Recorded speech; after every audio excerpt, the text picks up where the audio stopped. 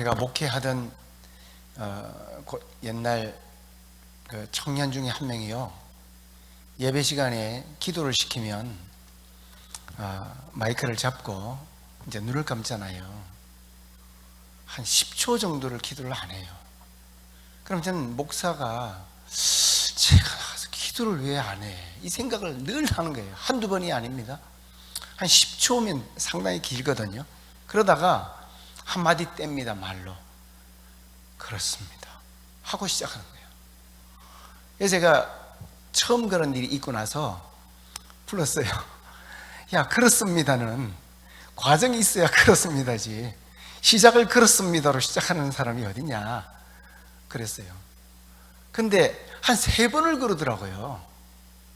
근데 어느 날 제가 깨달은 게 있습니다.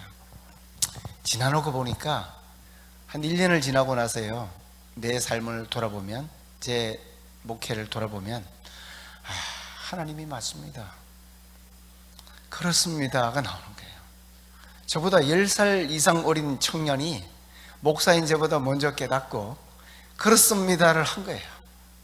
저도 언제부턴가 이에 따라서 하나님 맞습니다, 그렇습니다. 지나고 보니 하나님 뜻대로 됐네요. 하나님 뜻대로 다 됐네요. 그렇습니다가 되더라고요. 여러분의 삶은 어떻습니까?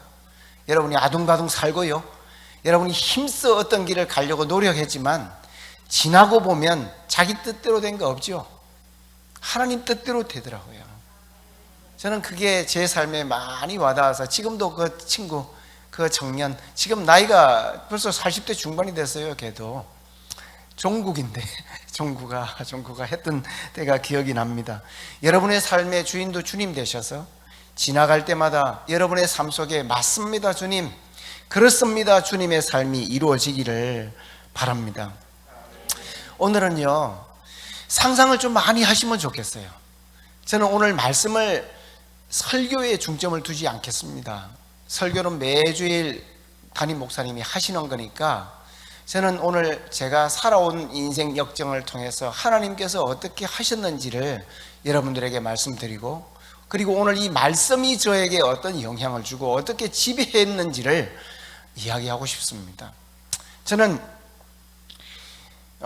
옛날부터 잘 웃었어요. 그리고 이 코미디언이 될까 하는 생각도 있었습니다. 코미디언. 근데 언제부턴가 사는 게 힘들어진 적이 있었거든요. 초등학교 때까지는 집이 괜찮았던 것 같아요. 근데 언제부턴가 중학교 들면서부터인지 그때 이후로 지금까지 부자로 살아본 적이 없어요. 넉넉하게 살아본 적이 없는 것 같습니다. 그래서 얼굴에 자꾸 웃음기가 사라지는 거예요. 그래서 웃으려고, 이게 목사가 항상 얼굴에 평안이 있고 웃어야지 해서 웃는 연습을 많이 하다가 베트남에 갔어요. 베트남에 간 이야기는 좀 이따 하겠습니다. 웃으려고 노력을 하다 보니까 그래도 웃어지더라고요. 그래서 웃고 이렇게 하는데 어느 날 호치민에 살 때입니다. 베트남 호치민에 살 때 어떤 노인 부부가 한국 사람이에요. 딱 보면 한국 사람은 알지 않습니까? 한국 부부가 저한테 이렇게 가까이 오는 걸 보니까 내한테 뭔 할 말이 있나 보다 싶어서 저도 이렇게 갔어요. 그러니까 그 할머니가 저를 보고 하는 말이, 제가 길을 좀 물으려고 합니다. 그래서 제가 하세요, 말씀하세요, 뭐예요? 그랬더니 어디 가고 싶다는 거예요. 그래서 제가 정말 친절하게 잘 가르쳐 드렸습니다. 가는 곳까지 갔어요. 모셔다 드렸어요. 거기 앞에서 헤어졌어요. 근데 그분이 신식 할머니입니다. 카톡 아이디를 묻더라고요. 저도 사실 잘 모르거든요.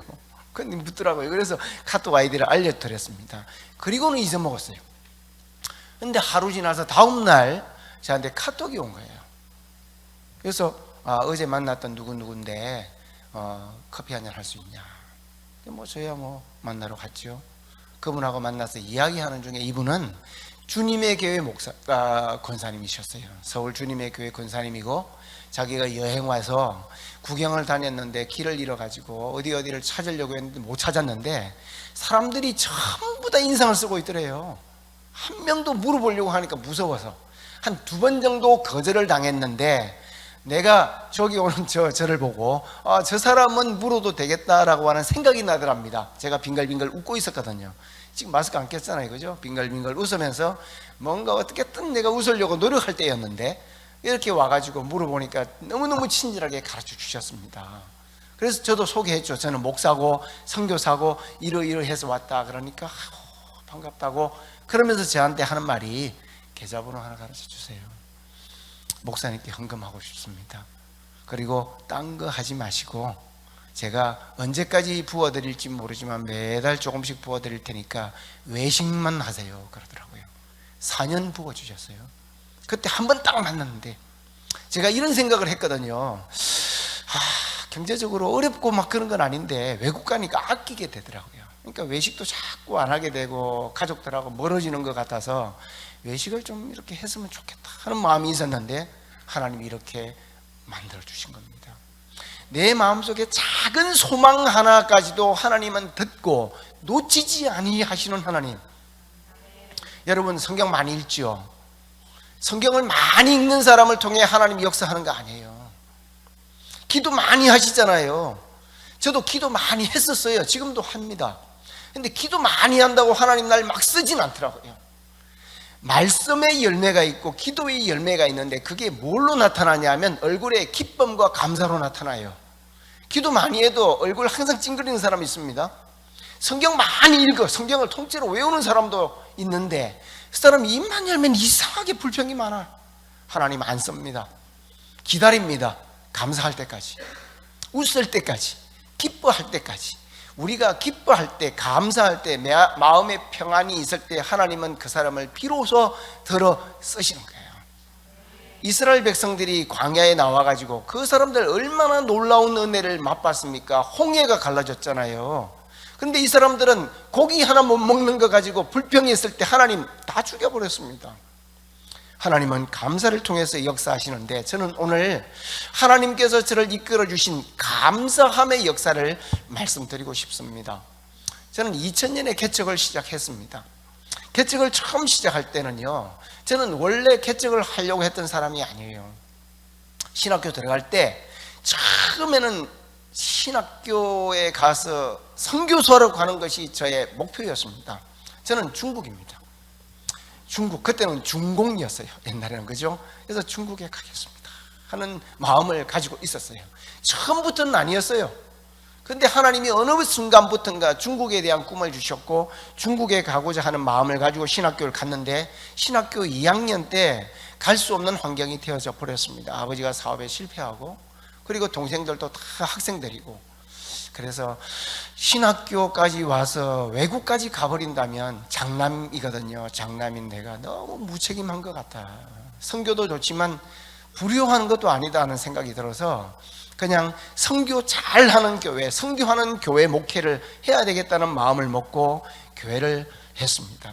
그래서 부교육자로 열심히 살았어요. 나름대로 열심히 했습니다. 그래서 부교육자 열심히 하면요, 다른 사람들에게 좋은 인상 주고 그리고 하나님 앞에 충성봉사 잘 하면요, 제가 갔을 때도 그때만 해도 그냥 괜찮은 교회 가서 평범하게 목회하다가 은퇴할 수 있었어요. 근데 어느 순간인가 제 마음속에 개척이라고 하는 게 확 들어온 거예요. 오늘 말씀이 길어질지 모르겠습니다. D시간 좀 열어놓으세요. 왜 그랬냐면요, 1부 때는 말씀을 안 드렸는데 제가 전임 전도사 때입니다. 신방을 갖다 드렸어요. 신방 가서 예배를 잘 드리고 나서 이제 그 집사님하고 이제 차 마시면서 이야기를 하는데 그 집사님이 나한테 손을 턱 접는 거예요. 그때는 전도사입니다. 30대 초반, 32살. 전도사님 개척하면 잘하겠다는 거예요. 그래서 제가 그때 깜짝 놀랐습니다. 개척은 생각도 안 해봤거든요. 그래서 무슨 말씀하십니까? 저는 소위 말하면 집도 절도 없습니다. 돈도 없습니다. 제 아내는 고아입니다. 아버지 어머니도 안 계십니다. 저는 돈도 없고 아무것도 없습니다. 제 주위에 정말 인맥도 뭐 아무것도 없습니다. 막 이렇게 이야기를 했어요. 그러니까 이분이 있죠, 놀래면서 하는 말이, 전도사님 거래 안 받는데 이상하다. 전도사님 하면서 자기의 인생 역정, 제가 30분 설교하고 3시간 들었어요. 자기가 지금까지 살면서 하나님께서 자기를 먹여주시고 입혀주시고 살게 해주신 걸 이야기하면서 한낱 무지랭이 같은 나도 입히며 먹여주셨는데 전도사님 같은 주의 종을 하나님이 개척하겠다 하면 교회를 열어주지 않겠냐는 거예요. 와, 지구멍이 있으면 들어가고 싶었었습니다. 그때 참 개척이 마음속에 탁 들어왔어요. 그리고 어느 정도 세월이 흐르고 난 다음에 대구에서 부목사를 할 때입니다. 그 생각이 또 났고 어느 순간 개척을 해야 되겠다는 마음이 마음속에 들어왔어요. 저는 그것이 거룩한 부담감, 거룩한 은혜라고 저는 생각합니다. 여러분 살면서 이런 경험 하지요? 신앙생활 하다가 성경 읽고 기도하고 예배드리고 뉴스 보고 사람들 만나고 이렇게 하다 보면요, 마음속에 어떤 주님을 위해서 해야 되겠다고 하는 어떤 생각이 들 때가 있어요. 이건 해야 되는 일인데, 근데 하고 싶은 일이 아니거든요. 힘든 일이거든요. 그런 일들이 부담이 되는 일들이 많습니다. 저는 그런 것들이 자주 와요. 오지랖이 넓으면요 몸이 힘듭니다. 일일이 해요, 하기는. 근데 저는 억지로 했어요. 그러니까 감사가 없죠. 억지로 하니까, 의무감으로 하니까. 그래서 마음에 거룩한 부담감이 또 온 거예요. 하나님께서 개척해라 하는 것은 증명할 수 없는 나만의 어떤 주관적 은총을 받았습니다.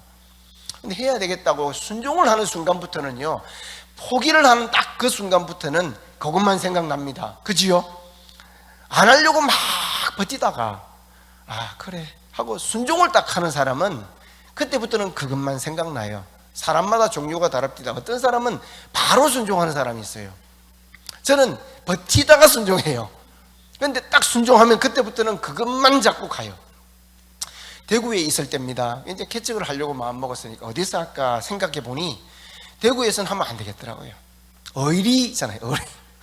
어리상 대구에서는 하면 안 되겠어요. 다 아는 사람들인데 뭐 부목사 하다가 가가지고 또 교인 떼가니 많이 이 소리 듣기도 싫고, 거기 사람 없는 데 가자, 아는 사람 한 명도 없는 데 가자 생각했습니다. 찾아보니까 서울이더라고요. 서울에는 연고도 없거든요. 제 처가 서울 사람이긴 해도 뭐 제 처 따라올 사람은 없지 않습니까? 그래서 서울에서 하자. 그리고 제가 그 전에 서울에서 한 2년 정도 교회를 한 적이 있어요. 부목사를 한 적이 있습니다. 그럼 뭐 그 교인들은 뭐 저하고 잊어먹은 지도 오래되고, 그래서 어디서 할까 생각하다가 제가 새벽기도 마치고 아침에 매주일 월요일마다 서울에 올라갔더랬습니다. 기차를 타고, 그때는 무궁화호 타고요 서울역에 탁 내렸어요. 1999년도입니다. 오래됐죠. 내려가지고 서울역에 딱 내렸어요.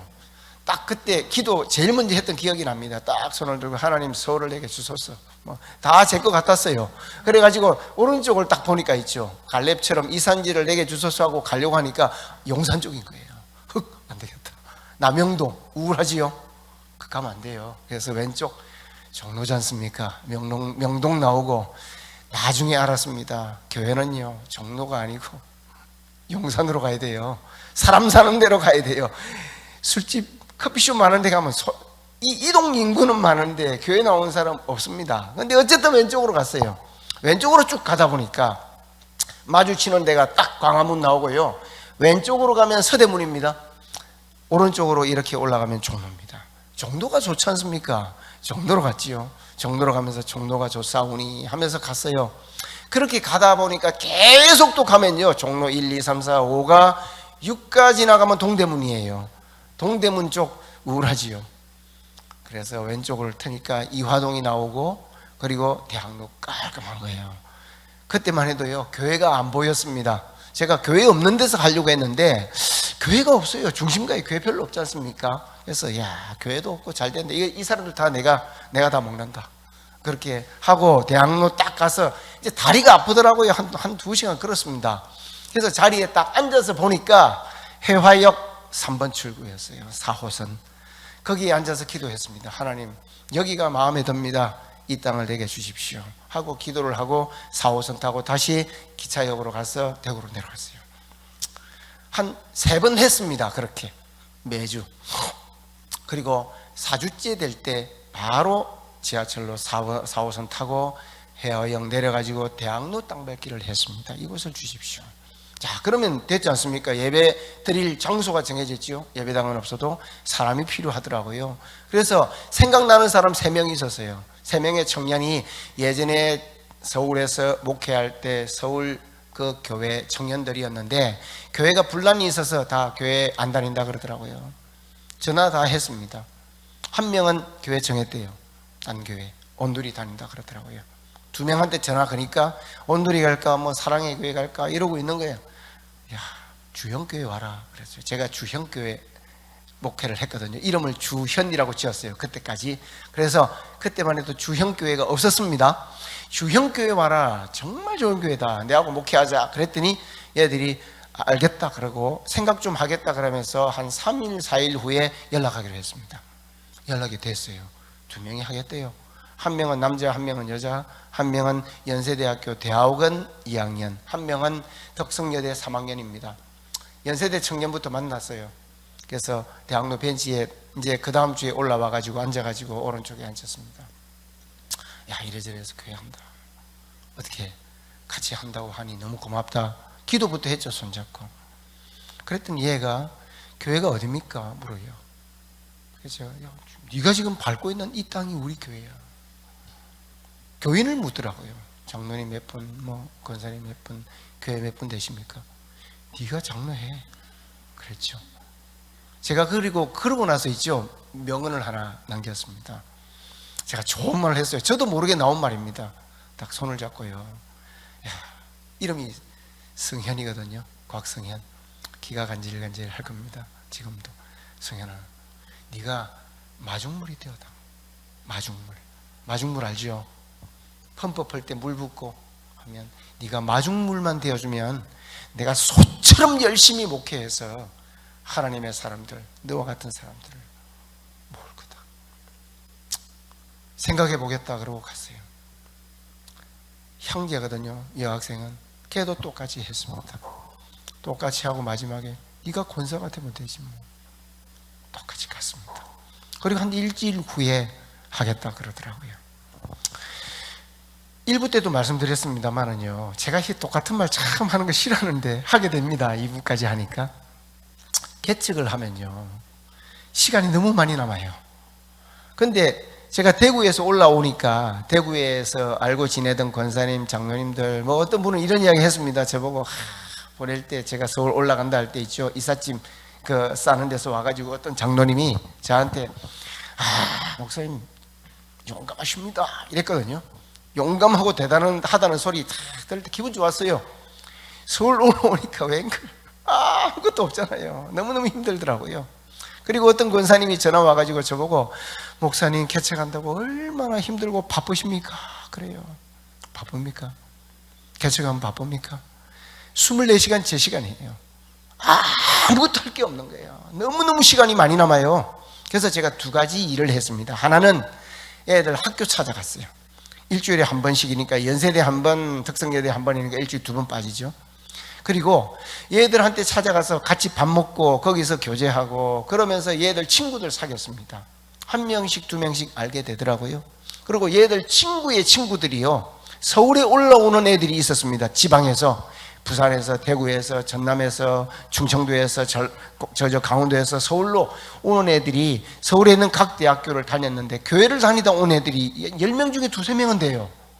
그럼 얘들 우리 교회로 데리고 오라 그랬습니다. 제일 먼저 온 애가 세종대 애들이 왔거든요. 세종대에는 제가 얼마나 자주 갔는지요. 서울 세종대학교 미대입니다. 미대는 제가 그 학교 교목인 줄 알아요. 그리고 그 애들 중에 같이 점심 먹고 성경 공부 많이 했습니다. 그렇게 한 2~3년을 했어요. 세종대, 성균관대, 서강대, 한양대, 서울대, 뭐 연세대 다 했어요. 고려대 빼고. 제가 그래서 고려대 안 좋아합니다. 고려대 한 명도 안 왔어요. 아직도 고려대 출신이 한 명도 없어요. 이것들이 왜 안 오는지 모르겠어. 그렇게 해서 전도를 했습니다. 그리고 또 한 가지는 집에서 교회까지 땅 밟기를 했습니다. 우리 집이 평창동이었어요. 평창동에서 대학로 교회까지 걸어가는데 딱 그냥 정상적인 걸음으로 가면은 1시간 반 정도 걸립니다. 근데 한 2시간 정도 잡고 걸어갔어요. 천천히 걸어가면서 땅 밟기를 했습니다. 가면서 괜찮아 보이는 집 손 얹고 기도했어요. 그거 뭐 돈 드는 일 아니잖아요. 하나님, 이 사람 우리 교인 되게 해주십시오. 또 가면서 기도했어요. 이 집 사람들 우리 교회 나오게 해주십시오. 그리고 대학로 들어서면 하나 한 바퀴 쭉 돌면요 배고파집니다. 그리고 거기에 하나 가르쳐 드릴 거예요. 둘리식당이라고 있어요. 아직도 있습니다. 그때 당시 있죠. 라면 하나 1,000원 하는 데 있었어요. 지금 3,500원 하대요. 딴 데보다 싸죠. 그래도 둘리식당에서 점심 먹고 뭐 불고기 덮밥 이런 것도 한 2,000원밖에 안 했을 때입니다. 그 먹고 다시 집에 올 때는 차 타고 집에 오는 게 하루 일과였습니다. 이렇게 했더니요, 하나님이 사람들을 한두 명 붙여 주시더라고요. 그래서 교회 청년들이 나오고 대학생들이 나오고 한 명씩 두 명씩 컸습니다. 그때 제가 가지고 있었던 원칙이 있었어요. 돈을 안 버는 청년들이지 않습니까? 대학생이니까. 그래서 부자든 가난하든 우리 교회 나오는 청년들 나하고 만나면 돈은 내가 쏜다. 밥 먹는 건 내가 무조건 쏜다. 학교밥 싸잖아요, 그죠? 학교밥 제가 4년 사줬어요, 애들. 뭐 매주 만난 건 아니지만. 자, 그런데 얼마나 놀라운 게요, 성경이 맞습니다. 30배, 60배, 100배지요. 왜 그런 줄 아십니까? 4년 제가 밥 사줬죠. 얘들 40년 제가 얻어먹어요. 얘들한테 그랬어요.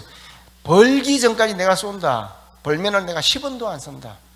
지금 저에게 밥 사주잖아요. 얘들 후원하지 않습니까? 이렇게 한 명씩 두 명씩 직장을 가게 되고, 제가 5년 될 때까지 교회에서 그 사례를 한 푼도 안 받았습니다. 제가 교인들에게 그랬습니다. 우리 교회가 정상적으로 나에게 사례를 주기 전까지 하나님이 나를 어떻게 먹이시는가 봐라 그랬어요. 그리고 너희들에게도 동일하게 역사하시는 하나님이시다 라고 했습니다. 제가 제일 좋아하는 소리가 있습니다. 산의 새소리가 아닙니다. 흐르는 겨울 물소리도 아니고요, 나뭇잎 소리도 아닙니다. 저는 은행 ATM 기계 소리를 제일 좋아합니다. 그때까지만 해도요, 카드 별로 없었고 통장 이래 있었거든요. 통장을 은행 ATM 기계에 탁 밀어넣으면 찌지직 해요. 그러면 내일 먹을 거 저한테 주신 거예요. 지지직 지지직 하면 이틀분을 주신 거예요. 3번 하면 3일분입니다. 신기하게도요, 금요일날 토요일날 2번 해서 주일날 안 올 때가 많고요, 금요일날 3번 되면 토요일날 없고 주일날 없고 해서 제가 그렇게 5년 이상 살았습니다. 하나님이 그렇게 먹이고 입혀 주시더라고요. 교인들이 직장 갔습니다. 그리고 한 8년째 될 때부터 제가 교회에서 사례를 제대로 받았습니다. 15년 하다 갔거든요. 교인들이 이제 성장하고 좋은 직장 가고, 그리고 하다가 선교의 뜻이 있는 청년 중에 한 명이 어느 날, 청년도 아니죠, 이제 뭐 나이가 벌써 그때도 30대입니다. 많이 됐어요. 청년 중에 한 명이 자기 아버지로부터 뭐 물려받은 게 있는데 거기에서 상당한 액수를 우리 교회에 선교 헌금으로 후원을 했습니다. 헌금을 했습니다. 큰 돈이 들어왔으니까 선교위원회를 만들었고요. 우리가 그때까지만 해도 집사 한 명 없었거든요. 집사 안 세웠어요, 어려가지고. 근데 이제 어느 정도 되면서 집사도 세우곤 했습니다만은 위원회니 당회니 하나도 없을 때였는데 선교위원회를 처음 발족했습니다. 그리고 선교위원회 만들어 가지고 우리가 이 귀한 돈으로 선교 제대로 하자. 그리고는 이제 운영위원회에서 저한테 맡깁니다. 목사님, 이걸 선교하는데 어떻게 할 건지 잘 생각하시고 고민해서 우리에게 가르쳐 달라 하길래 우리 세계 선교부에 가서 선교사 3분 소개를 받았습니다. 라오스, 미얀마, 베트남 뭐 이런 데 받았어요. 그리고 여름 휴가를 다른 때와 달리 제가 2주를 꼬박 냈습니다. 그리고 가서 그 선교사님들 있는 데 가서 찾아보고 만나고 선교지 다 둘러보고 왔어요. 그러다가 아니더라고요. 하나님이 지금 감동이 있거든요. 여기는 아닌 것 같다 하고 왔는데, 어느 날 베트남 선교사와 이야기하게 되고 베트남 쪽에 고아를 돌보는 사역, 고아원 사역에 대해서 마음속에 감동을 주셔서 우리 교회 안에 선교위원회 열면서 그걸 하기로 했습니다. 그리고 베트남의 선교사에게 돈을 보내고, 그리고 그 고아원 세팅하고요, 그리고 보모 모집하고 애들 데리고 오고 해서 고아원을 했습니다. 그러다가 이제 오픈 예배를 해야 되니까 우리 교회 저하고 그리고 선교부장하고 재정부장하고 교인 또 한 명하고 해서 여름에 이 사람들 휴가 내가지고 갔어요. 오픈 예배를 드렸습니다. 그때 그 감격은 제가 지금도 잊지 못하겠어요. 우리 교회에서 했으니까요, 저는 지금 정 목사님 앉아 계시는 저런 자리에 앉아 있고 거기 강단이 없었는데 앉아가지고 예배를 드리다가 저는 이제 설교를 했죠. 통역사 해서 오픈 예배 된 것에 대해서 감사와 하나님의 은혜를 이야기했습니다. 그리고는 앉았어요. 다시. 그런데 있잖아요, 설교하고 나서 자리에 앉았는데 제 마음속에 하나님께서 또 말씀하시는 거예요. 네가 와라. 네가 오면 안 되겠냐 그러시는 거예요. 그 전에는 하나님께서 저에게 거룩한 부담감을 주시면 그래도 했어요. 길지 않았습니다. 근데 그때 딱 그 말을 들었을 때는, 말씀을 들었을 때는 하나님 이건 아닙니다. 지금 이제 우리 교회는 이제부터 잘 됩니다. 그리고 이제부터 우리 교회는 시작입니다. 그리고 선교사들 잘합니다. 굳이 제가 올 게 뭐 있습니까? 그런 마음이 들었어요. 그래서 안 오겠다는 생각을 했어요. 교인들 3명 먼저 보내고 제가 이제 한 3일 정도 놀고 오겠다고 했으니까 쉬려고 했는데 하나도 놀지를 못하겠는 거예요. 계속 마음에 부담이 되어서 계속 힘들어 하다가 마지막 날 밤에 그 동네 한 바퀴 도는 데 있죠. 서립박 걸면서 돌았어요. 그러면서 이거 어떻게 하나 하는데 마지막 순간까지 올 생각을 한 번도 한 적이 없습니다. 근데 호텔 문을 열고 딱 들어가는 순간, 여러분 그런 거 있습니까? 전혀 안 하려고 했다가 어느 순간 이거 할게 할 수 있거든요. 저도 그런 말을 할 줄 몰랐어요. 호텔 방문을 열고 딱 들어가는 순간 제가 할게요 그랬어요. 할게요, 올게요 그랬습니다. 올게요라고 하는 마음을 딱 입으로 뱉는 순간부터는요, 그때부터는 오는 거예요. 1%도 안 오겠다는 생각이 안 들더라고요. 그래서 한국으로 다시 돌아갔습니다. 가족 회의부터 했죠. 아내하고. 저 3남매거든요. 딸 둘 아들 하나 모아놓고 이러해서 베트남 가겠다 했더니 큰딸이 그때 지금 기억납니다. 들으면 헐 그러더라고요. 헐이 생긴 지 얼마 안 될 때였어요. 헐 하면서 대박 그러는 거예요. 얘가 중학생이었거든요. 얘가 이제 집사람은 이런 말을 하더라고요. 하나님께서 날 미리 준비시키시더라. 그런데 우리 애들이 간다고 하면 간다. 애들 설득시켜라. 저는 마음속으로 이런 생각을 했습니다. 애들 설득 별거 아니지 뭐. 3주 만에 넘어왔어요. 다 감은 이슬로 가자 그랬죠. 가겠다 그러더라고요. 친구들 두고 가는 게 좀 힘들었지만 제가 가자고 하니까 또 다 가겠다 하더라고요. 문제는 저는 교인은 오히려 쉽게 할 줄 알았는데 교인이 어려웠어요. 제일 먼저 곽성현 이 친구가 반대를 하더라고요. 목사님 하면서 저보고 한 말이 지금도 존경합니다. 왜 목사님만 생각하십니까? 첫째, 선교사 많습니다. 두 번째, 사모님하고 애들 왜 아무 생각 안 하십니까?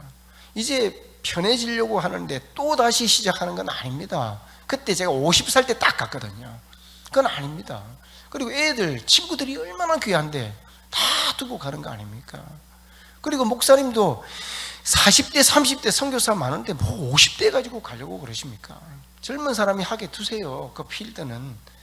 우리 교회는 우리 교회대로. 그리고 또 한 가지, 교회 목사님 바뀌면 뭐 어떻게 합니까? 지금 목사님하고 우리 사실은 잘 맞는 편인데 저도 그렇고 생각하고요.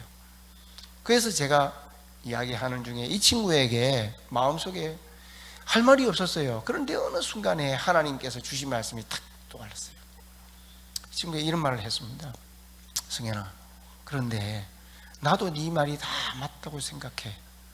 그런데 너에게도 하나님께서 만약에 이런 상황이 되어서 오라고 하면 넌 어떻게 할래? 말도 안 하더라고요. 얘는 끝까지 반대했습니다. 개인적으로 교인들 한 명씩 다 만났습니다. 6개월 걸리더라고요. 꼬박. 그리고는 공동의회 했고요. 3분의 2 통과해서 제가 오는 걸로 됐습니다. 그리고 결정했습니다. 담임 목사는 청빙위원회 따로 해서 결정하라고 했습니다. 그리고는 2014년 2월 15일 우리 가족들 같이 베트남에 들어갔습니다. 처음에 잘했습니다. 노력했고요. 열심히 했고요. 여기가 하나님께서 내게 주신 땅이라고 생각했습니다. 근데 마음 한켠에는 어떤 생각이 들었냐면 여기가 아닌 것 같다는 생각이 드는 거예요. 저는 목적지라고 생각했거든요. 나의 목회의 목적지고 선교의 목적지가 여기라고 생각했는데 여기가 아니고 어쩌면 또 딴 데 갈 수도 있겠다라고 하는 생각이 자꾸 들었어요. 어느 날 저하고 편하게 같이 지내는 선교사 한 명이 저보다 한 5살 어립니다. 이 사람이 저하고 커피를 마시면서 저보고 하는 말이요. 이 선교사님은 건트에 가면 잘하겠다는 거예요. 그냥 첫 마디가 이랬어요. 건트 가면 잘하겠대요. 그래서 저는 건트를 듣도 보다 못했습니다. 그래서 무슨 말이냐 하니까 건트에 목사님 가시면 잘하겠다는 걸 또 말하는 거예요. 그래서 제가 그랬어요. 네 지금 사역이 없잖아. 네가 가. 왜 내보고 가라 그래. 그랬어요. 난 내 잘하고 있는데 제 일이 있지 않습니까? 제 분야가 있고 제가 하고 있는 일이 지금 나름대로 보람을 느끼고 있는데 왜 나보고 가라 그래 하면서 거절을 했습니다. 근데 한 일주일쯤 있다가 또 만났어요. 뭐 만날 일이 또 생겨가지고 만나서 있는데 저보고 또 똑같은 말을 하는 거예요. 목사님이 딱인데 건트 가면. 그래서 제가 물어봤어요. 왜 자꾸 나를 보내려고 하냐. 네가 가든가 딴 사람 천진데 난 지금 과원 하는 것도 바빠. 그랬죠. 그러니까 얘가 하는 말이 거기는 목사님 같이 돈키호테 같은 사람이 가야 돼요. 그런 겁니다. 나 돈키호테도 아닌데 그런 사람이 가야 된다는 거예요. 그래서 한번 왜 그래? 그랬더니 6개월 전부터 건트 지역을 위해서 선교사 5명이 기도를 하고 있답니다. 선교사 보내려고. 거기는 딱 몇 가지만 이야기하더라고요. 선교사가 첫째 한 명도 없습니다.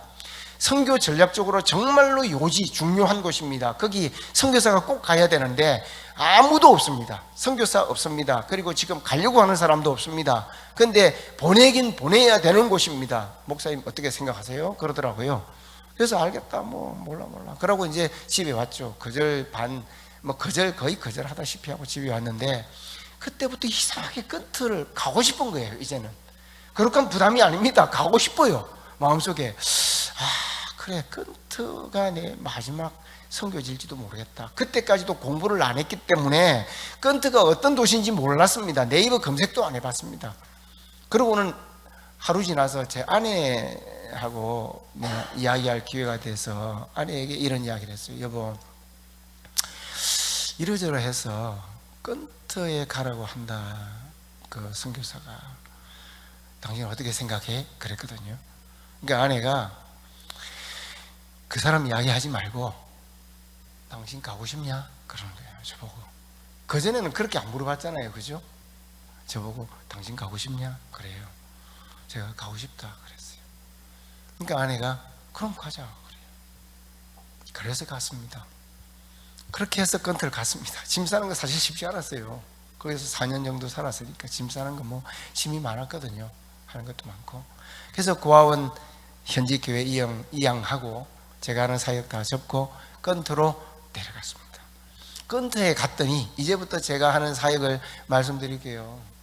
건트에 갔더니 건트는 하나님께서 예비해 놓으신 곳이 맞더라고요. 저는 선교학을 배울 때 하나님의 선교라고 하는 말을 들었거든요. 하나님의 선교라고 하는 것은 우리 선교사가 가기 전에 여러분들이 기도하기 전부터 하나님은 그 땅에 이미 가 계세요. 뜻이 계시고 그 땅 백성을 사랑하시고 그 땅을 통해서 하고자 하는 일이 있는데 사람을 찾으십니다. 이사야 같은 아모스 같은 사람을 찾으시고 부르시는 거예요. 그리고 그 감동을 줘서 오면 하나님이 이미 만들어 놓으신 거예요. 그 땅이었습니다. 건트는 어떤 곳이냐면요, 중국에서 발원한 메콩강이 5개 나라를 거쳐서 태국, 미얀마, 라오스, 캄보디아를 거쳐서 밑에 베트남이 제일 마지막 나라입니다. 그래서 강이 2개로 갈라집니다. 큰 수량이 이렇게 2개에 갈라져서 흐르고, 그리고 그 갈라져서 흐르는 남쪽 땅이 건트 지역이라고 그래요. 그 지역을 동방삼각주라고 합니다. 옛날에는 다리가 없었거든요. 한 10년 전만, 8, 9년 전만 해도 없었어요. 그 다리가 생기기 전에는 차를 타고 와서 호치민을 가려면요, 차를 타고 배를 싣고 타고 가다가 또 배를 싣고 배에 차를 싣고 가서 호치민으로 가야 돼요. 그렇게 가기가 힘든 곳입니다. 옛날에는 차도 없었으니까 이 지역 자체는 하나의 섬입니다. 섬. 그리고 이 땅이 어떤 땅이냐면요, 크메르, 옛날 캄보디아 땅이에요. 요렇게 캄보디아 땅으로 돼 있었는데 프랑스가 이쪽 인도 차이나 지역을 지배하면서 쭉 꺼버린 거예요. 그래서 이쪽 지역에는 아직도 캄보디아 사람 250만 명이 살고 있습니다. 자, 이쪽 지역에 건트는 베트남 전체의 5개 직할 도시 중에 하나입니다. 하노이가 제일 큰 수도고요, 호치민, 다낭, 하이퐁, 건트입니다.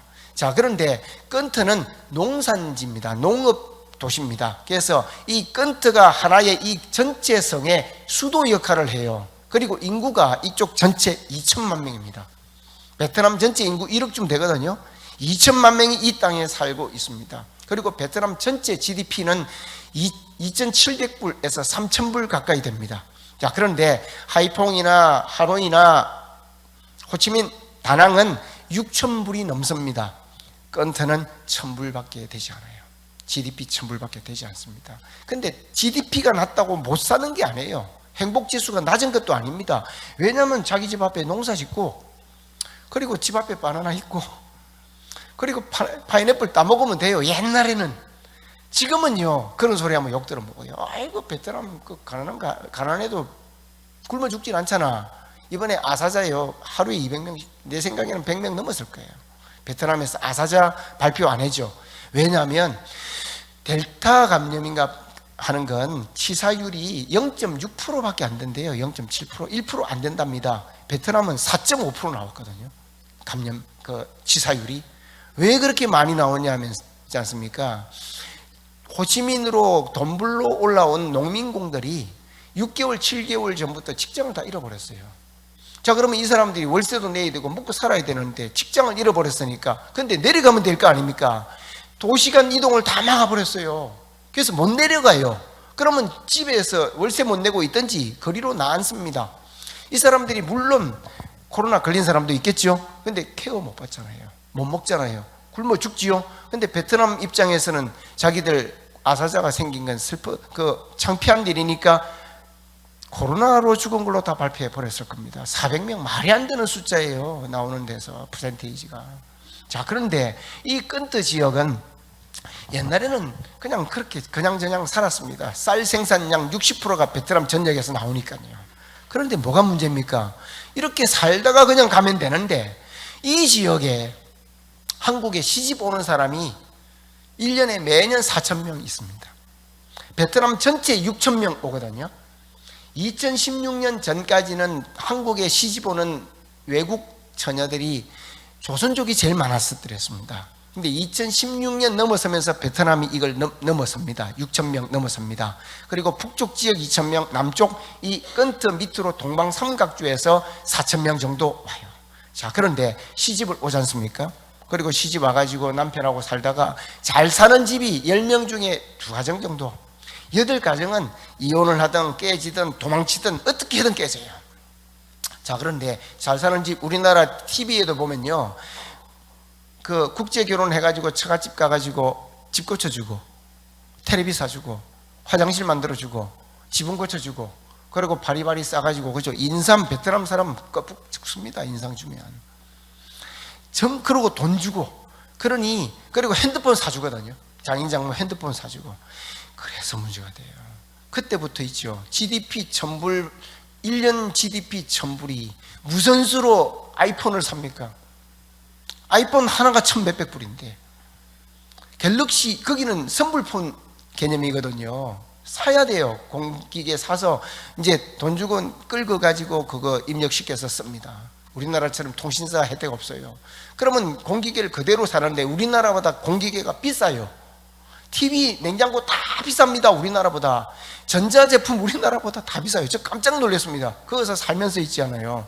처음에는 이어폰 같은 게 계속 필요하니까 사서 썼는데 비싼 거예요. 이게 더. 노트북 고장 나가지고 고치지 않습니까? 고치지도 못하는 것들이 돈은 엄청 받아요.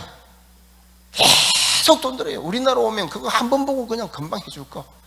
냉장고 한번 고장 나죠? 병들어 암 걸립니다. 암 걸립니다. 돈 들고 스트레스 받고. 자, 그러니 자본이 들어오면 그때부터 이쪽 지역 사람들이 자기들이 못 산다고 생각하는 거예요. 자, 그리고 옛날 우리나라 조선시대 때요, 생각해 보세요. 우리나라 다 자가집입니다. 집 자가죠. 세대로 사는 사람이 옛날에 어디 있었습니까? 근데 지금 세대로 사는 사람이 우리나라에 자기 자가가 51% 이상 지금 세대로 살던 자기 집 아니잖아요. 베트남도 다 자가였었어요. 근데 돈벌로 끈트 올라오잖아요. 돈벌로 호치민 가죠. 그럼 얘도 농사 짓다가 올라가서 살면은 월급 받아가지고 월세 내고 먹고 살고 이렇게 살다 보니까 전부 다 집값 오르고 끈트도 도시니까 올라오는 겁니다. 자, 이렇게 해서 사는 사람들이 어떤 삶인 줄 아십니까? 여섯 식구가요, 평균 거기는 여섯 식구가 애 한 서너 명 낳으니까 여섯 식구가 제가 살고 있는 그 지역만 해도요 한 달에 8만 원으로 한 달 살아요. 바나나 따먹고 살지? 주인 다 있어요. 지금은 그거 훔쳐가면 잡혀갑니다. 쌀도 있죠 해가지고. 근데 이웃 사람이니까 쌀은 조금씩 주죠. 쌀만 먹고 살아요. 베트남은 능맘이라게 해가지고 우리나라 젓갈 같은 거 있거든요. 젓갈, 능맘. 우리나라는 김치지만 그거는 능맘입니다. 밥하고 능맘 해가 비벼가지고 삼시세끼 먹어요. 젓갈에 비벼서 그렇게 1년 살아요. 10년도 삽니다. 없는 집은. 이렇게 사는데 핸드폰 들어오죠. 자본 들어오죠. 한국에 시집 가가지고 와가지고 막 팔자 고쳤다 생각하는 거예요. 10명 중에 8명이 깨져도요 그래도 시집 보내고 싶어 하는 곳입니다. 자, 그런데 문제가 생깁니다. 한국에 시집을 갔어요, 여자들이.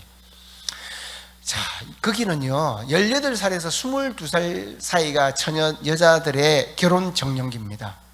호치민 하노이는 이제 뭐 대학 나오고 이러면 안 갑니다. 결혼 좀 늦게 합니다만은 농경지대지 않습니까? 그리고 실제로 거기는요 초등학교 중퇴자 많습니다. 문맹자도 많습니다. 중학교까지 나오면 고학력자예요. 옛날 우리나라 어른들 그랬어요. 자, 그런 사람이 한국에 시집 와가지고 18살에서 22살 되는 이 처녀가, 한국 남자는요 지금은 많이 나아졌습니다. 근데 불과 5년 7, 8년, 10년 전에만 해도요 우리나라 사람 평균 50 이상이에요. 다 55, 60 넘은 사람도 있습니다. 18살짜리하고 결혼하는 거예요. 자, 그런데 잘 살겠어요? 문화차, 연령차, 세대차 나죠. 그리고 이 여자들이 남자가 사랑스럽고 이뻐서 하겠습니까? 우리 집 먹여 살려달라고 심청이에요. 이 말을 하면 또 욕 들어 먹습니다만 실제로 그래요. 자, 그럼 심청이처럼 와가지고 자기 집에 안 도와주거든요.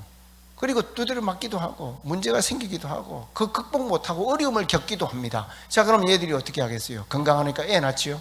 자, 그러면 애 낳으면 애 데리고 도망칩니다. 여자들 10 중에 8명은 애를 데리고 가요. 놔두고 가는 사람 드물어요. 자, 그러면 대책 없이 데리고 오거든요. 베트남으로 자기 집으로 데려옵니다. 인천공항에서 호치민 공항 오죠. 호치민 공항에서 밑에 끈뜨까지 버스 타고 내려오죠. 자기 집 끈뜨 주변에 있든지 아니면 저 밑에 다른 지역에 자기 친정의 애를 데려다 놓아요. 자기 아들, 딸. 그럼 외할아버지, 외할머니가 키웁니다. 그런데 베트남은 14일 무비자국입니다. 우리나라가 14일에서 15일 딱 들어서면 뭐 되겠어요? 불법 체류돼요. 얘들은 한국 애들이거든요. 아버지가 한국 사람이니까 불법 체류가 되는 순간부터 얘들은 학교도 못 가고 의료 혜택, 아무런 혜택을 받지 못합니다. 아무런 도움을 받을 수 없습니다. 그런데 이 외할아버지, 외할머니가 그 지역에서 10대, 20대 살아왔으니까 학교는 가죠. 왜냐하면 교장 선생님이나 뭐 이런 사람 다 이웃 사촌이니까 청강만 되는 거예요. 졸업장 없습니다. 수료증도 없습니다. 그냥 뒤에 의자 하나 갖다 주고 거기서 공부하니까 얘들이 공부 잘할 리가 없죠. 이 애들을 보여주셨어요. 얘들 선교 어렵습니다. 한 명도 전도 못했습니다, 솔직히. 근데 멀리 보고 하는 거예요.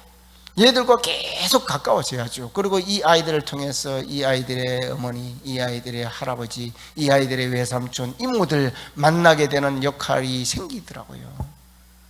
자, 그리고 여자들은요 어떻게 살라고요? 여자들이 한국에 갔죠. 그럼 올 때 잘 사는 사람을 빼고 다시 돌아온 이 아이들의 엄마들은 거의 대부분 정신적인 트라우마를 가지고 있습니다. 맞았든지, 강간해서 할 말은 아니지만 강간당했다든지, 다른 사람들에게 법적으로 이길 수 있을 것 같아요? 못 이깁니다. 우리나라 지금은 그래도 인권 뭐 좋아져가 외국인 노동자 뭐 이게 되죠. 그래도 이기기 힘들어요. 변호사 못 삽니다. 지고 온다고요. 다 그냥 오는 거예요. 얘들 변호사하고 하는 것도 몰라요. 자, 그럼 그냥 그렇게 오지 않습니까? 그러면 지금은 당장 먹고 살기 힘드니까 그냥 이렇게 저냥 살지만 조금만 괜찮아지면 계속 그 힘들었던 것들이 자기의 삶을 힘들게 만들고 우울증이 오고요, 병들고 고통당하면서 삽니다. 하나님께서는 저와 아내가 이런 사람들을 돌보게 하시더라고요. 지금은 좀 지쳐서 조금 안 하려고 합니다. 왜냐하면 저하고 저 아내밖에 없잖아요. 그리고 한국 사람이 한 20명 살고 있어요. 지금도 살고 있기는 20명 정도 있습니다. 그전에도 그렇고 지금도 그렇고 많이 없습니다. 20명 있는 한국 사람들요 모르는 사람이에요. 한 번도 본 적도 없는 사람입니다. 여러분 이웃 사람 다 압니까? 동네 사람 만나요? 이렇게 답답한 소리를 하는 거예요. 제 아는 사람 20명 있으면 그 사람들하고 친구하면 되지. 친구 됩니까? 동네 사람 아무나 친구 돼요. 그리고 거기 온 사람들은 죄송합니다만 좀 이상한 사람 많아요. 제가 한 10분 이야기하면 한 서너 시간 6시간 막 계속 인생 이야기 다 들어줘야 돼. 술 먹고 전화하는 사람 많아요. 그래도 목사니까 화도 못 내겠어. 만나주기도 만나줘야 돼. 한국 사람하고 이렇게 하다 보면 에너지가 다 빠져서 사역도 못 하겠어요. 이 사람도 교회 한 명도 안 옵니다. 자, 그러다 보니까 저하고 저 아내가 해야 될 일이 이렇게 많이 생긴 곳, 하나님이 예비하고 준비해 놓으신 곳이 이곳이라는 생각이 들었습니다. 그리고 하나님께서 계획하고 계신 일이 있다는 걸 알게 됐어요. 저는요, 제가 하는 일을 많이 이야기하고 싶지 않습니다. 장학사역 하고요, 쌀 나누기도 하고 불이웃 돕기도 하고 공부방도 하고 하는 거 많습니다. 할 게 많이 생겼어요. 안 하고 싶어도 할 수밖에 없게 만들어졌어요. 자, 그런데 이 일들을 다 이야기하면 뭐 내가 막 기업을 세운 게 되지 않습니까? 코로나가 되면서 그전에 저도 일 욕심도 좀 있고 열정도 좀 있어서 일을 많이 했어요. 근데 처음에는 뭘로 갔습니까? 신앙으로 갔지 않습니까? 신앙을 가지고 그 나라 땅을 밟고 거기서 사역을 하고 이 주의 일을 한다고 했었는데 이게 시간이 지나면서 신념이 되더라고요. 신앙이 아니고. 그리고 또 한 가지가요, 하나님의 기업이 아니고 내 기업이 되는 거예요. 그래서 사역에 대한 이야기를 많이 하고 여러분들에게 감동을 주면 줄수록 제가 우쭐해져요. 아, 내가 했다는 생각. 근데 코로나가 하나님께서 저를 겸손하게 놔주셨습니다. 코로나가 들면서 베트남은요, 딱 다 봉쇄시켰거든요. 셧다운 되어버렸습니다. 베트남 정책은 처음에는 제로 정책이었어요. 한 명도 안 걸리게 하는 거. 왜냐하면 백신을 못 맞으니까. 베트남은 어중간한 나라입니다. 왜냐하면요, 캄보디아는 국민 전체 GDP가 1000불 정도밖에 안 돼요. 그러니까 1세계에서 백신을 공짜로 지원해 줍니다. 근데 베트남은요 2,700불에서 3,000불이지 않습니까? 그러니까 1세계에서 사서 써. 근데 돈이 없는 거예요. 사서 쓰려고 하니까 부정부패가 많습니다. 공산당들 자기 사전에 8종까지 다 그냥 부정부패로 집 한 몇 채씩 다 가지고 있습니다. 심지어 하노이 공산당은요, 호치민의 집이 200채 300채 있는 사람도 있습니다. 상상을 초월합니다.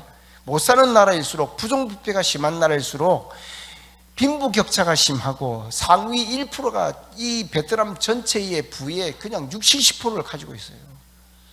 그러니 나라에서 백신을 살 돈이 없으니까 총리는 전 세계 다니면서 백신 구걸을 하러 다니고 베트남 백성들은 백신 못 맞고 그러다 보니까 제로 정책을 쓰는데 계속해서 베트남은 지금 감염이 지금 심해지고 있는 상황이 되어버린 거예요. 그러니까 셧다운 시켜버렸죠. 그리고 끈트라고 하는 제가 사는 이 도시가 베트남 밑에 동방 삼각주의 수도라고 하는데도 버스가 없습니다. 시내버스가 없어요. 대중교통 없습니다. 오토바이 타고 다니고요, 있다고 하면 시외로 가는 버스가 2대가 딱 있어요.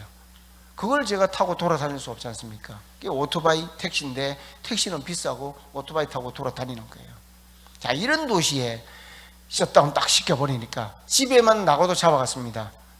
어떤 사람은요, 너무 답답하니까 6식구 8식구 사는 집이 단칸방에 8명 집 앞에 안 나가고 그 더운 나라에서 선풍기 하나 가지고 살아보십시오. 죽습니다. 학교도 다 문 닫았거든요. 그래서 어떤 사람은 다낭에 있는 일인데요, 우리 쪽에는 안 그랬습니다만 집 문 앞에 나가서 안에 있는 의자 가지고 나와서 담배 피고 있는데 공안이 와서 잡아갔어요. 벌금 200만 동, 우리나라 돈으로 10만 원. 그 사람은 진짜 죽을 일입니다. 근데 공안도 이해할 수 있는 게요, 이 사람을 허용하죠. 집 앞에 나와서 쉬는 거 허용하죠. 그러면 저쪽 집에서는 1m 쭉 나가도 돼요. 저 사람 나왔는데 이래 되는 거예요. 약간 나간 거하고 뭐 똑같지. 그러면 저쪽 집에서는 2m 나오는 거예요. 저쪽 집은 3m, 4m 이러면 돌아다니도 되지 않습니까? 그래서 실을 그냥 없애버리는 거예요. 아예 못 나오게. 자, 그러다 보니까 저도 못 나갔죠. 일주일에 한 번, 4일에 한 번 나가서 장을 봤습니다. 근데 장도 있죠. 문이 다 잠겨버렸어요. 재래시장은 일찌감치 문 닫았고, 마트가 4개 있었는데 마트에 한 명만 확진자 생겨도 폐쇄시키거든요. 한 군데 딱 열려 있었어요. 그게 4일에 한 번씩 나가는데 또 거기도 베트남도 이제 구가 있으니까 종로구 뭐 중구 하듯이 구와 구 사이에 못 나갔어요. 그 뭐 물건을 사러. 저는 예를 들어 중구에 살면 종로구에 지금 마트에 가야 되는데 문이 잠긴 이게 다 닫았으니까 오토바이 타고 가다가 거기 가는데 검문소 3군데 걸리고요. 못 가니 그렇게 하다가 겨우 가서 사가지고 오면 가기가 싫은 거예요. 그래서 집안에 있게 되죠. 그러면서 하나님께서 저에게 반성할 수 있는 시간을 주신 것 같습니다. 내가 아무것도 할 수 없구나. 그리고 내가 이루어 놓은 거 아무것도 아니구나. 하나님께서 훅 하고 한 번만 불면 없어지는 것들이구나. 그리고 하나님이 하시는구나 하는 걸 알게 되고 깨달았습니다. 저는 오늘 이 말씀은요, 제게 선교를 다시 한번 돌아보고 내가 살아가는 것에 대한 반성을 하게 해주신 말씀입니다. 내가 하는 일을 많이 늘어놓는 것보다 나를 통해서, 저를 통해서 역사하신 하나님의 그 그림자를 보신다면 하나님은 기뻐하시고 흡족해 하실 것입니다. 오늘 말씀 처음에는요, 너희 안에 그랬어요. 저는 이 말씀을 볼 때마다 그리스도 안에, 너희 안에, 내 안에, 바울 서신에는 안에, 그리스도 안에, 너희 안에라고 하는 말씀을 많이 씁니다. 저는 이 말씀을 읽는 순간부터 확 와닿았어요. 내 안에 뭐가 있지? 여러분 안에 뭐가 있습니까? 처음 딱 하면 떠오르는 게 뭡니까? 자식입니까? 건강입니까? 돈입니까?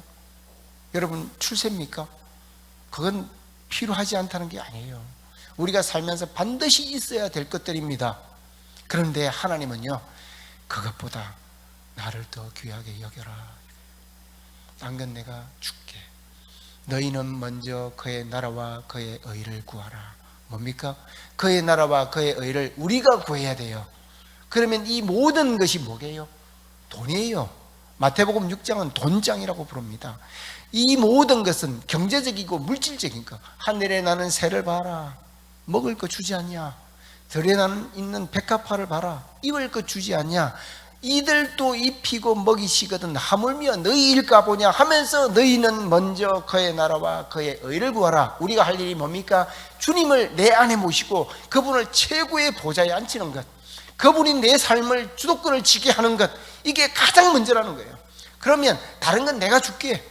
돈 줄게, 명예 줄게, 건강 줄게 하시는 거예요. 성경에 그래 돼 있잖아요. 제가 아니고. 우리는 거꾸로 생각합니다. 하나님, 내가 열심히 돈 벌게요. 열심히 운동해서 건강 지킬게요. 그리고 내가 노력해서 주님 나라와 이 주님을 위해 일할게요. 그리고 주님의 나라 의는 하나님이 하세요 하는 거예요. 거꾸로입니다.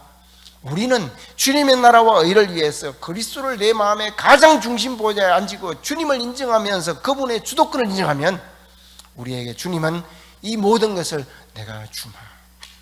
하나님의 선교는요, 하나님이 하시는 거예요.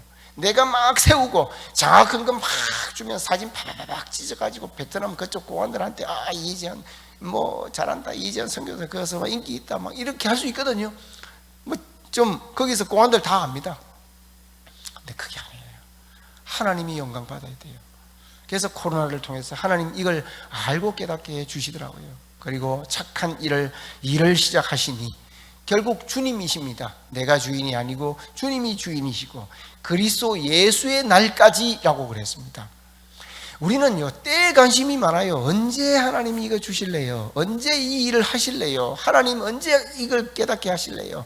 하나님께서 늘 우리에게 주시는 말씀은 때와 기하는 내한테 있다예요. 성경 모든 것을 보면요, 방법이나 무엇 육하 원칙 중에 쭉 보면 모든 것들은 다 우리한테 허용해줘요. 근데 때와 기하는 하나님이 안 줍니다. 그거 내 거다. 우리는 하나님의 때를 기다리는 겁니다. 그래서 내가 할 일을 열심히 성실히 주님 영광 돌리면서 살아가면 하나님의 때에 어떻게 해요? 그리스도 예수의 날에 이루실 줄을, 저는 이루신다는 것 또한 주님이 주체가 되셔서 반드시 주님이 이루시는 거예요. 오늘 그래서 본문 말씀의 마지막에 우리는 확신하노라까지, 그죠? 되는 걸 하는 겁니다. 여러분, 이 교회 되는 걸 하는 거예요. 저도 선교를 되는 걸 하는 거예요. 혹시 실패하면 어떡하지? 아니올시다. 하나님이 하시는데 어떻게 실패가 있을 수 있습니까? 내가 볼 때는 성공 같아도 하나님이 볼 때는 실패예요. 내가 볼 때 별것 아닌 것 같은데 하나님 볼 때는 너무 귀할 수 있어요. 부자가 낸 엄청난 그 헌금은요, 하나님 볼 때는 관심이 없을 수 있어요. 과부가 낸 한 입밖에 되지 않는 두 렙돈은요, 하나님이 볼 때는 태산처럼 큰 금이 될 수도 있어요. 하나님이 이루시는 거예요. 그래서 마지막에 바울이 우리는 확실한다 그랬어요. 우리가 뭡니까? 공동체예요. 여기서 탁월한 어떤 사람이 이 교회를 확 휘어잡고 이끌어가는 게 아니라 여러분 한 명 한 명이 이 일을 하는 것입니다. 제가 목회할 때요, 이건 장 목사님하고도 연관이 좀 있습니다. 제가 목회할 때요, 그 교회 매일 가가지고 그 밥을 먹었거든요. 사 먹는 것도 그렇고 해서 그때는 혼밥도 힘들었어요. 그죠? 한 20년 전이니까. 이 교회 가면 저 혼자 이제 주방에서 밥을 해 먹었는데 어느 날 우리 교회에 장애인이 한 명 들어오는 거예요. 휠체어를 끌고. 이 장애인이 오길래 어떻게 왔냐, 청년이니까 뭐 이야기를 하다가 밥 먹을 때니까 우리나라 사람들 밥 먹을 때 오면 그냥 안 보내지 않습니까? 그래서 수장 하나 언제가 같이 먹자 해서 밥을 먹었어요. 같이 밥 먹었습니다. 근데 얘가 밥 먹을 때마다 오는 거예요. 밥 먹을 때. 그래서 얘가 한 명이 온 게 아닙니다. 그 다음부터는 2명이 오고 3명이 오고 4명이 오고 나중에 5명 해서 내가 6명이 같이 먹었어요. 이게 안 되겠는 겁니다. 이게 이 두 가지 이유에서 일단 돈도 모자라고 두 번째는 온다고 이야기를 해야 6인분을 준비를 하죠. 처음에 한 4명 올 거라 생각하고 했는데 2명 더 오면 이게 모자라는 겁니다. 그래서 제가 얘들하고 약속을 했어요. 야, 첫째, 오겠다 안 오겠다 미리 내한테 예고를 해줘. 그래서 밥 먹는 날 정해놓고 몇 명 오는 거 네가 반장해. 약속해서 몇 명 온다고 나한테 알려줘. 두 번째, 공짜 없다. 1,000원. 1,000원에 한 끼면 싸죠. 그때도 1,000원. 그렇게 해서 제가 뭐 음식에 소질이 좀 있더라고요. 해보니까 제일 쉬운 게 뭔지 아십니까? 아시죠? 그죠? 생채 비빔밥 쉽더라고요. 계란은 착 굽고 6개, 그리고 생채는 오이, 당근, 상추 뭐 이런 거 짜자작 썰어가 많이 안 넣습니다. 탕 넣고 고추장 넣고 계란 넣고 참기름 쫙 붓고 알아서 비벼 먹으면 되는 거예요. 그러니까 쉽더라고요. 근데 해보니까 이것도 쉬운 게 아니더라고요. 계속. 그리고 욕심이 하나 생겼어요. 요리를 잘하고 싶은 거예요. 그래서 요리학원을 갔습니다. 한식으로부터 갔죠. 제가 그때 수유동에 살았는데 이제 이사 가가지고 수유동에서 강북 그 구청에서 하는 한식 요리사 그 3개월 코스에 들어갔어요. 배웠습니다. 재밌는 거예요. 배운 거 이제 계속 써먹었죠. 애들 목살이 맛있습니다 소리를 안 해주는 게 너무 기쁜 거예요. 미친 듯이 했죠. 아침마다 장 봐가지고 막 돼지고기 한 건 꺼내와가지고 이래가지고 막 야채 사고 수유시장에서 이렇게 해 먹였죠. 그렇게 해서 또 3개월 지나니까 더 잘하고 싶어서 중식 했습니다. 3개월. 그리고 양식 해서 3개월 9개월 했습니다. 양식까지. 그렇게 하다가 있죠. 얘들을 통해서 시각장애인이 한두 명씩 또 오는 거예요. 그래서 교회 한때는 시각장애인하고 휠체어 타는 장애인 해서 한 6명 왔어요. 장애인만. 근데 어느 날 있죠. 성섭이라고 하는 애가 있었습니다. 성섭이. 얘가 시각장애인이거든요. 근데 나한테 와가지고, 목사님, 이제 우리 교회는 매주일마다 청년 둘이서 이제 식사 당번을 했었어요. 얘가 와가지고, 목사님, 저도 식사 당번 하고 싶다는 거예요. 그래서 제가 처음에는 시각장애인이 식사 당번 하는 거 어렵지 않습니까? 당장 드는 생각이, 못한다는 생각이 들었다가, 이거 아니잖아요. 한 번씩 제가 하나님이 주시는 말씀이 있어요. 명언록 만들어야 되겠습니다. 너도 할 수 있다. 그래, 잘 생각했다 하면서 허락해 줬습니다. 얘가 하루 전에 나와가지고 미리 장 봐달라 해가지고 그 시각장애인들 예민합니다. 시켜주는 대로 조금씩 얘가 비빔밥 했거든요. 그날 또 비빔밥을 만들었어요. 그리고 다음날 와가지고 그거 냉장고에 다 넣어놔가지고 다음날 딱 와서 계란만 붙이고 이래가지고 걔가 딱 이래 서 있고 2명이니까 서 있고 오면 하나씩 비식을 해줬습니다. 교인들 그렇게 해서 다 먹었어요. 왜 제가 이 말씀을 드린 줄 아십니까? 누구나 할 수 있는 거예요. 주의 일은 그 사람이 의지만 있으면, 아니 신앙만 있으면, 하나님이 주신 마음만 있으면 시각장애인도 요리를 할 수 있습니다. 불가능할 것 같죠? 얘들은 다 얻어먹어야 되고 먹여주는 건 먹여야 될 것 같죠? 아니요, 자기들도 봉사합니다. 그때부터요, 성섭이가 한 이후로 팔다리 성한 애들, 아니 다리는 말고 팔 성한 애들은 얼마든지 할 수 있지 않습니까? 그러니까 휠체어 타고 다 돌아가면서 다 했어요. 그전에는요, 장애인들은 다 그냥 주는 줄 알았습니다. 교회가. 성섭이 때부터 교인들이 다 했습니다. 여러분, 주님이 하라 그러면 순종하십시오. 가슴에 품으십시오. 그리고 그 일을 하십시오. 우리가 베드로는 될 수 없어요. 바울은 될 수 없습니다. 그러나 바울을 전도할 수는 있습니다. 베드로를 전도할 수 있습니다.